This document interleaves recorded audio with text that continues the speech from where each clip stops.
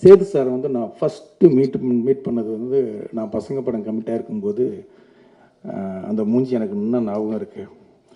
96 frame தான் வந்து இவர் அந்த விமல் கேரக்டருக்கு நடிக்க வைக்கலாமா அப்படின்னு கொண்டாந்து உட்காந்துருந்தார். அந்த அந்த மூஞ்சியில் அவ்வளோ ஒரு இன்னசென்ட்டு, தோற்று போன நம்ம ஜெயிச்சிருவோமா பல கேள்விகள்.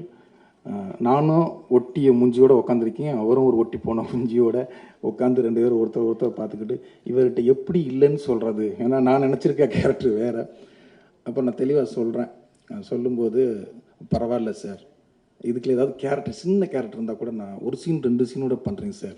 அவருடைய அதெல்லாம் ஏதாவது ஒரு சீனோ 2 சீனோ பண்ணி ஜெயிக்கணும் அப்படிங்கிற ஒரு முகம். ஆனால் இப்போ நான் சமீபத்தில் பழகும்போது ரொம்ப வியப்பாக பார்க்குறேன் உங்கள் அப்பாவை, ரொம்ப ரொம்ப வியப்பாக. ஏன்னா நான் பல ஹீரோக்கள்கிட்ட ஒர்க் பண்ணியிருக்கேன். அவ்வளவு கிளாரிட்டி, அவ்வளவு மனிதாபிமானம் எல்லாமே இருக்குது.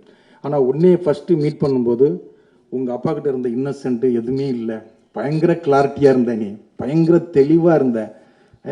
எனக்கு டக்குன்னு உங்கள் அப்பா ஃபஸ்ட்டு என்னை மீட் பண்ணதான் எனக்கு ஞாபகத்துக்கு வந்தது. உன்னையே நான் ஃபஸ்ட்டு நம்ம ஷூட்டிங் ஸ்பாட்டில் தான் பார்த்தேன். அவ்வளவு விவரமான, பல நாட்கள் சினிமாவை பல விதமாக கரைச்சி குடித்த ஒரு மனிதன் எவ்வளோ பேசுவான் மாஸ்டர், அந்த மாதிரி அவ்வளவு தெளிவாக பேசினான். உண்மையிலே உன்னை பார்க்கும்போது இவன் மிஸ் ஆக மாட்டான் அப்படின்னு எனக்கு தோணுது. அது நான் படம் பார்க்கும்போது, இந்த ஷார்ட்ஸு ஃபைட்டு பார்க்கும்போது சாங் சூப்பராக ஆடியிருக்க. உங்கள் அப்பாவை விட நீ நல்லா ஆடியிருக்க நான் சொல்லுவேன். உங்களை விட அவன் சூப்பராக ஆடியிருக்கான் சார் உண்மையாகவே.